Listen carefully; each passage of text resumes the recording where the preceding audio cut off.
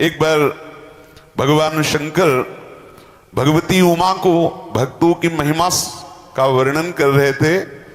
भक्तानंद में डूबी हुई थी माता पार्वती जी और भगवान शिव भक्त महिमा का गान कर रहे थे। कैलाश में बैठे भक्तमाल कर रहे थे। भगवती उमा ने कहा कि प्रभु आप भक्तों की महिमा सुना रहे हैं तो मेरा मन विकल हो रहा है किसी भक्त के दर्शन करने के लिए। कहा चलो, अभी चलो। उस समय महाभारत युद्ध का विधान बन रहा था और भगवान शिव पहुंचे। पार्वती जी ने पूछा कहां ले आए प्रभु? यहां तो सब राजे महाराजाओं के ठाट बाट बोले महाभागवत अर्जुन जी के तुम्हें दर्शन कराते हैं। दरवाजे पे गए, द्वारपाल से कहा अर्जुन जी को सूचना दे दो कि मिलने के लिए हम आए हुए हैं।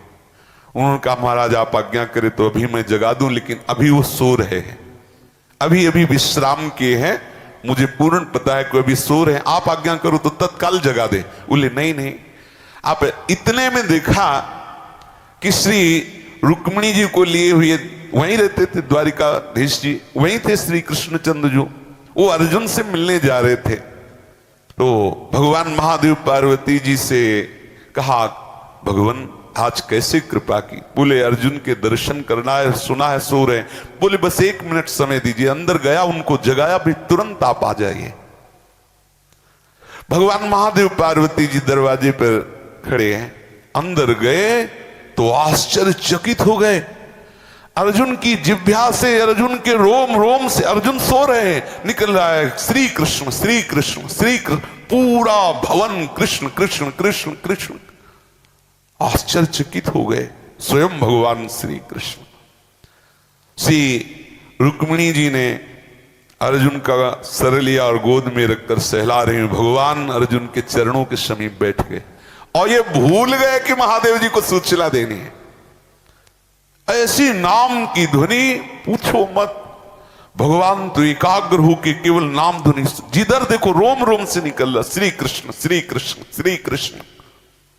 महादेव जी को ज्यादा विलंब हो रहा है। महादेव जी ने इधर उधर देखना शुरू किया तो एक द्वारपाल दौड़ा और उद्धव जी को लिवा लाया। महाराज आप अंदर जाके देखिए, महादेव जी मिलना चाहते हैं। प्रभु गए और वापस सूचना नहीं आई और हम बिना आज्ञा के अंदर जा नहीं सकते। उद्धव जी गए तो देखा कि श्री कृष्ण चंद्रजू के आंसू चल रहे हैं, धीरे धीरे अर्जुन के चरण सहला रहे हैं। श्री माता रुक्मिणी जी मस्तक सहला रही हैं। नाम की ध्वनि में अर्जुन डूबे हुए हैं और उद्धव जी भी पास में खड़े हो गए श्री कृष्ण श्री कृष्ण श्री कृष्ण, क्योंकि वो भी प्रेमी है। भगवान शिव ने भगवान ब्रह्मा जी का स्मरण किया कि महाराज यहां जो जाता हो आता नहीं।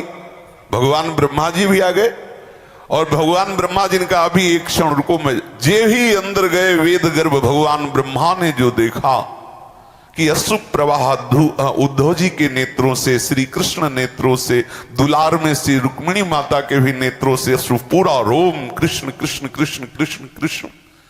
कोई एक रोम नहीं अर्जुन का जिससे कृष्ण नाम न निकल रहा हो। देवर्षि नारद जी त्रिकालज्ञ हैं, वो आए, बोले महादेव जी खड़े ही रहोगे यहां, इसलिए उचित है अंदर चलते हैं। महादेव जी ने कहा हो क्या रहा है? बोले चल के देखते हैं। जे ही देवर्षि नारद आगे प्रवेश हुए, देखा दशा नाम की ध्वनि छाई हुई थी। वही वीणा से निकालने लगे और जिह्वा से उच्चारण करके नृत्य और गान करने लगे। भगवान महादेव जी जब अंदर आए तो देखा, आहा। उमा ने जब देखा कि ओहो अभी तो भक्त महिमा सुनती थी, आज अर्जुन के जब नेत्र खुले तो पूरा अखिल ब्रह्मांडों का परिकर विराजमान है। आहा, आनंद मगन। प्रभु ये सब क्या? तो उनका तुम्हारे रोम रोम से नाम, ऐसा कैसे हो सकता है प्रभु? मैं तो अधम हूं आपके चरणों का दास। ऐसा अर्जुन जी को भाल भी नहीं है। सोवत हूं रसना रटे राधा कृष्ण नाम से रघुनाथ गोस्वामी जी के लिए, जिसके हृदय में नाम चलने लगा तो रोम रोम में नाम बस जाता है।